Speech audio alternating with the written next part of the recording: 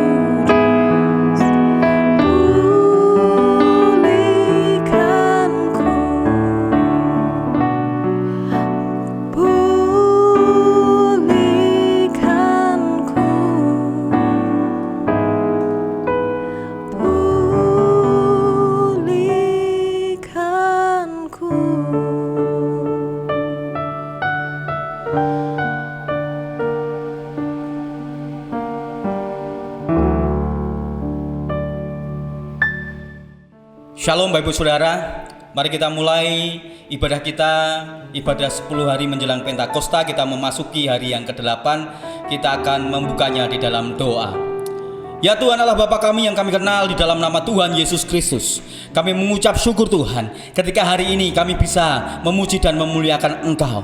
Tuhan, kami rindu mengenal Engkau lebih dekat. Secara khusus Tuhan, kami rindu mengenal Engkau sebagai pribadi-pribadi yang luar biasa. Kami rindu Tuhan, dalam ibadah kami Engkau hadir saat ini. Hanya di dalam nama Tuhan Yesus Kristus kami berdoa dan mengucap syukur. Yang percaya katakan amin. Efesus 4 ayat 17-18. Sebab itu kukatakan dan kutegaskan ini kepadamu di dalam Tuhan, jangan hidup lagi sama seperti orang-orang yang tidak mengenal Allah, dengan pikirannya yang sia-sia dan pengertiannya yang gelap, jauh dari hidup persekutuan dengan Allah, karena kebodohan yang ada di dalam mereka dan karena kedegilan hati mereka.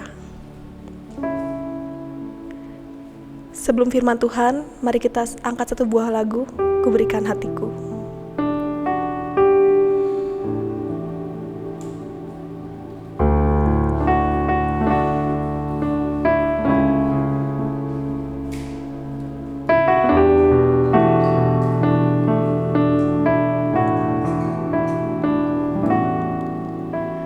This is my desire, to honor you, Lord, with all my heart I worship you.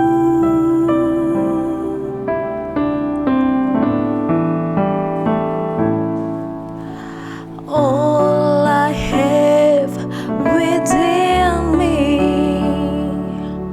I give you praise. All that I adore is in you.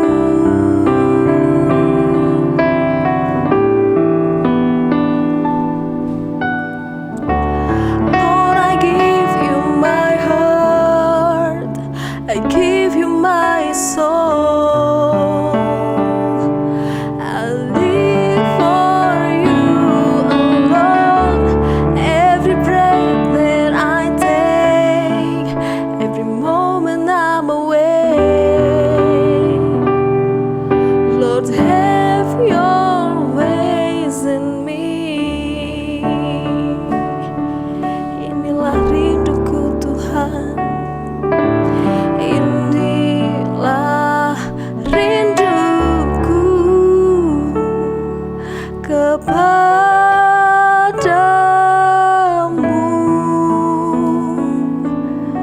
Segenap hatiku menyembahmu. Oh, seluruh hidupku memujimu.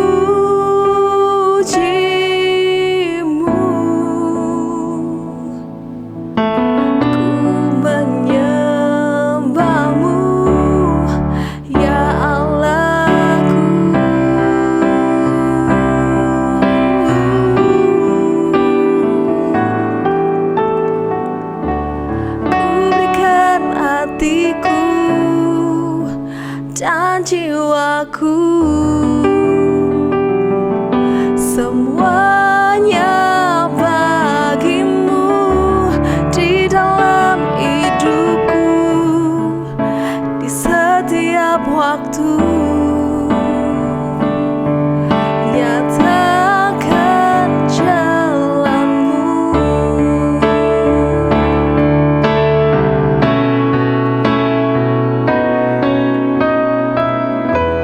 Ku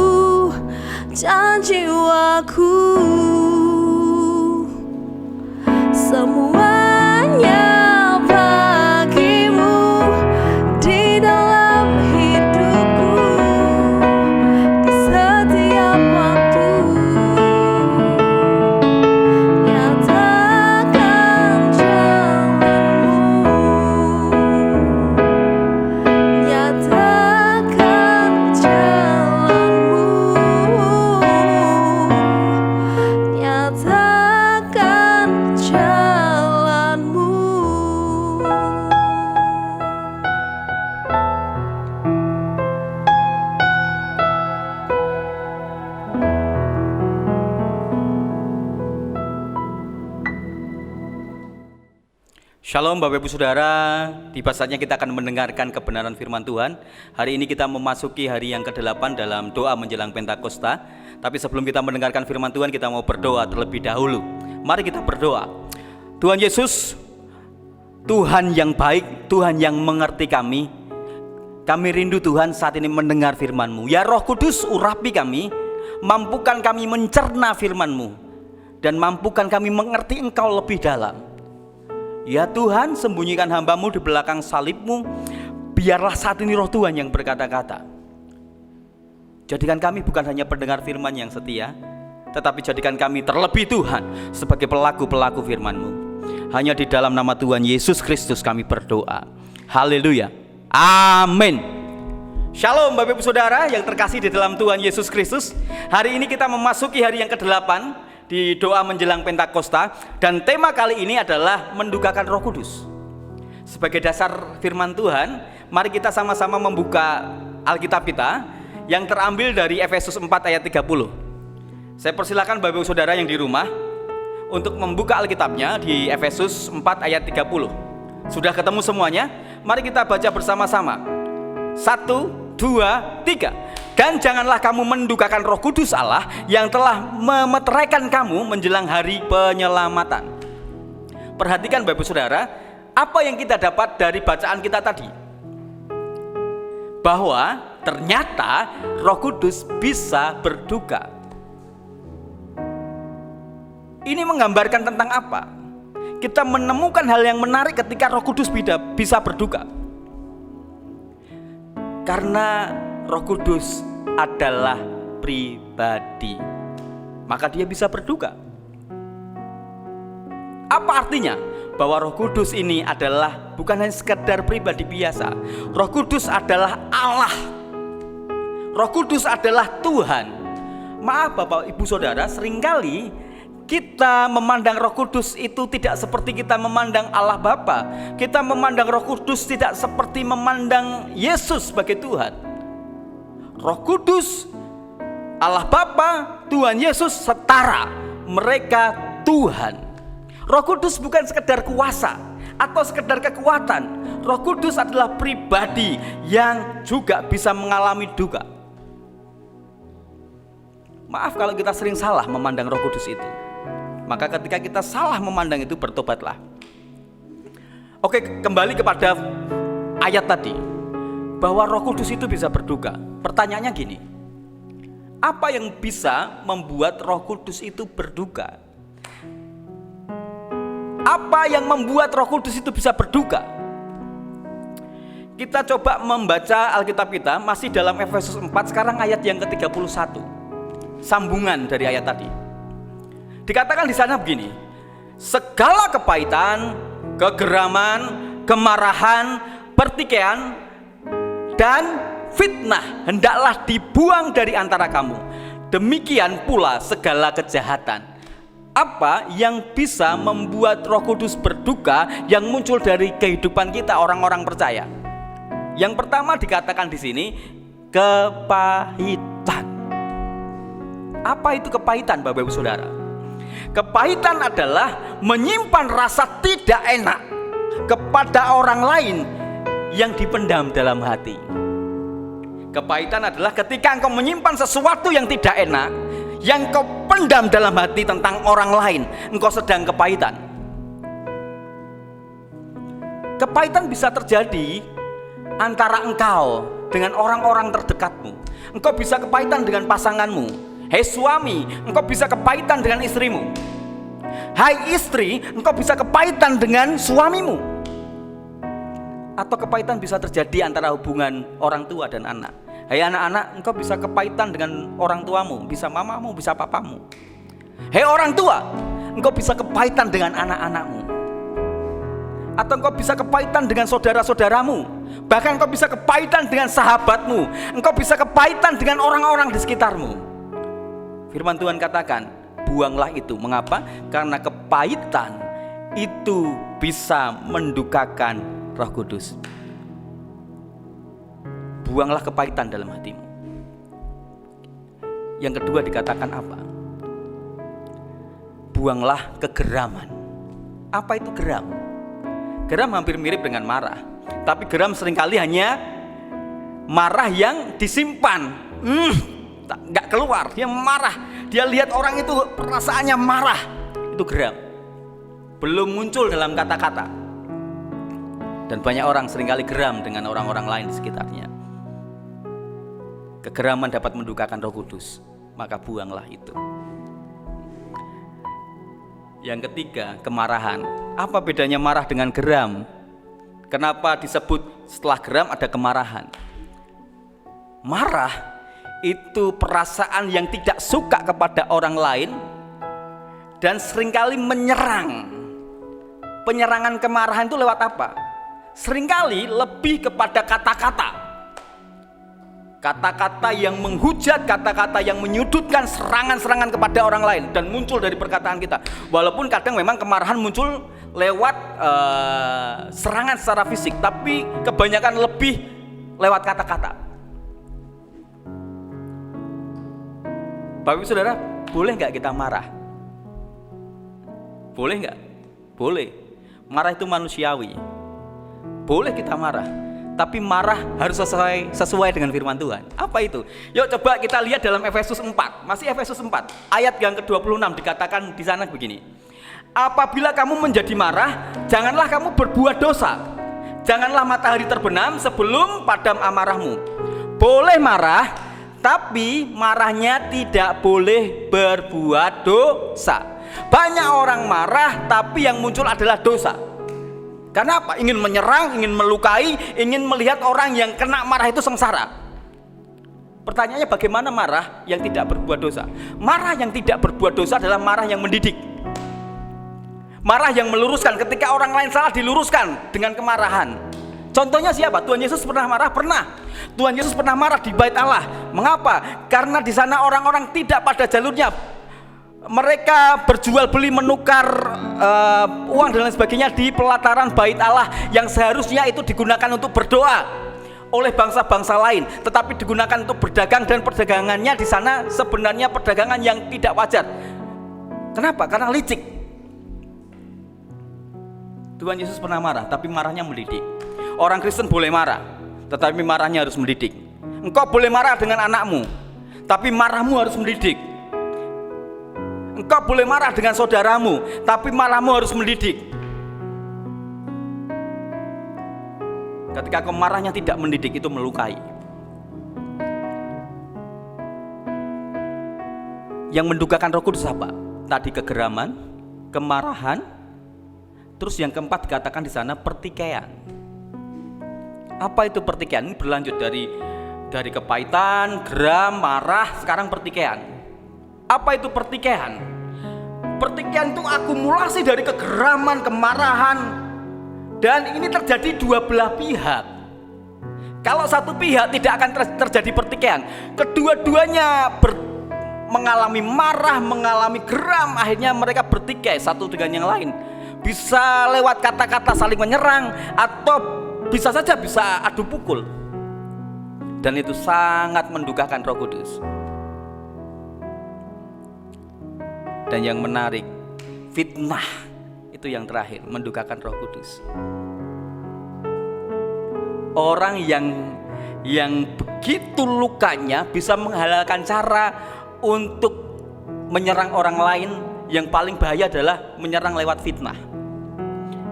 Ada pepatah mengatakan, memfitnah lebih kejam daripada pembunuhan. Fitnah itu lebih kejam daripada pembunuhan. Mengapa? Karena pembunuhan ini membunuh secara fisik, tapi fitnah membunuh secara pribadi. Pribadi orang itu diserang.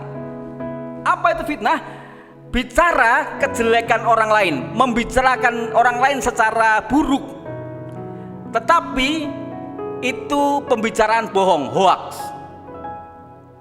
Kalau pembicaraan bohong tapi baik, mungkin itu bukan fitnah ya. Contohnya, wah Mas Yunus ganteng sekali. Padahal kenyataannya nggak seperti itu. Tapi itu bukan fitnah, itu menyenangkan bagi yang mendengar. Tetapi ketika engkau bicara buruk tentang orang lain, padahal itu tidak benar, dan kamu ngomong kepada orang lain, itu namanya fitnah. Dan itu sangat mendukakan Roh Kudus. Mengapa segala kejahatan dapat mendukakan Roh Kudus? Mengapa segala kejahatan itu dapat mendukakan Roh Kudus?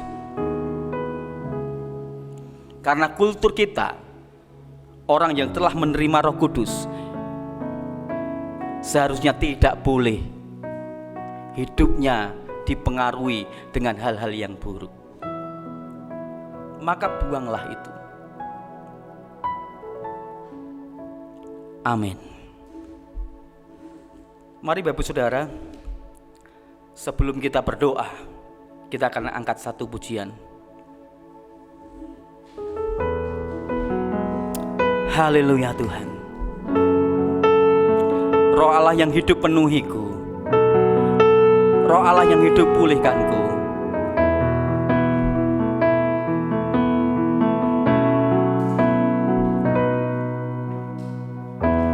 Roh Allah yang hidup penuhiku, Roh Allah yang hidup pulihkanku. Turunlah urapan ke atasku,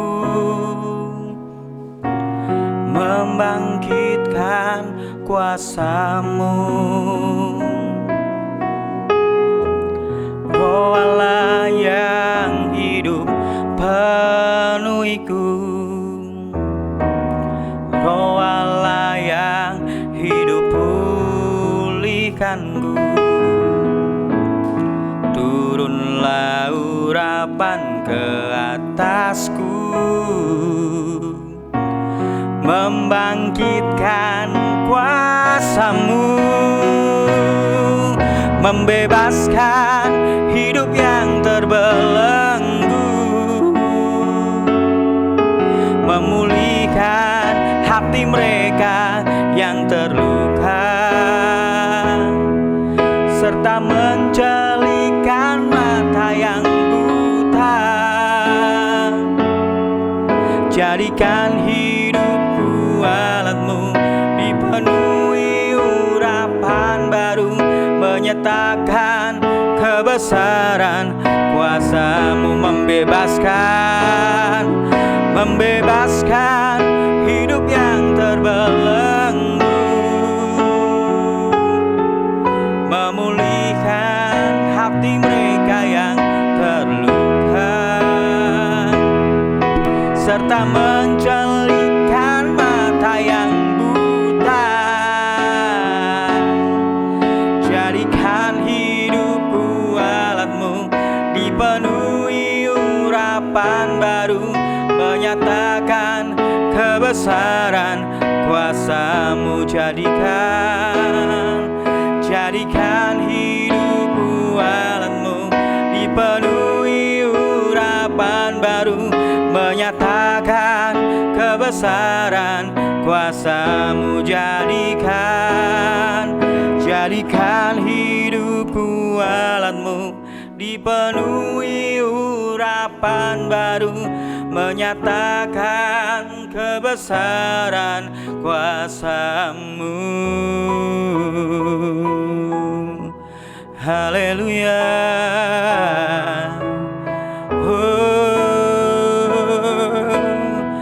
Haleluya.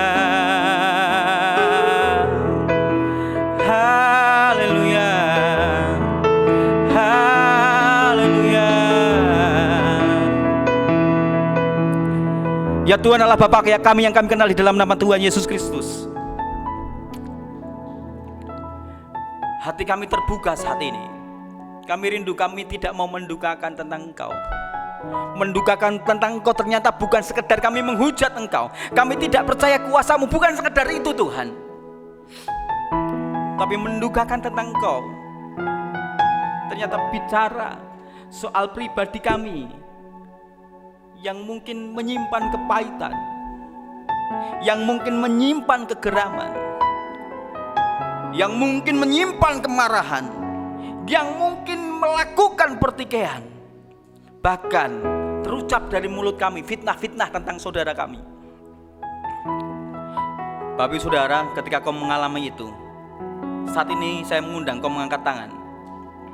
Saya akan berdoa buat Anda. Angkat tanganmu. Saya akan berdoa buat Anda. Ya Tuhan, Kau melihat tangan-tangan yang terangkat mereka yang ada di rumah. Mungkin mereka sedang mengalami kepahitan. Lepaskan itu Tuhan. Mungkin mereka sedang pahit dengan pasangan hidupnya. Mungkin mereka pahit kepada anak atau pahit kepada orang tua. Mungkin mereka menyimpan akar pahit kepada saudara-saudaranya, kepada sahabat-sahabatnya atau orang-orang di sekitar mereka. Tuhan, saat ini kami berdoa. Saya sebagai hamba-Mu berdoa bagi mereka. Lepaskan itu. Berikan pengampunan. Ya Tuhan, mungkin mereka sedang mengalami kegeraman, kemarahan, kepahitan, bahkan melakukan fitnah. Saat ini Tuhan, kami berdoa bagi mereka yang mengangkat tangan di rumah. Lepaskan semua itu dan melepaskan pengampunan. Terima kasih Tuhan, terima kasih Yesus. Engkau Allah yang luar biasa. Kami tidak mau membuat Engkau berduka. Ya Roh Kudus, ampuni kami ketika selama ini kami melakukan hal-hal yang membuat Engkau berduka. Terima kasih Tuhan. Hanya di dalam nama Yesus kami berdoa. Amin. Mari Bapak Saudara, saya undang Bapak Saudara berdiri.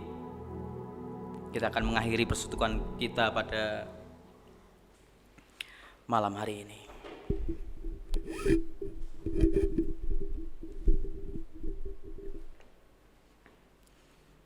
Mari angkat tanganmu dan terimalah berkat. Tuhan memberkati engkau dan melindungi engkau. Tuhan menyinari engkau dengan wajahnya dan memberi engkau kasih karunia. Tuhan menghadapkan wajahnya kepadamu dan memberi engkau damai sejahtera mulai dari saat ini sampai Tuhan Yesus datang kedua kali di awan-awan yang permai. Amin.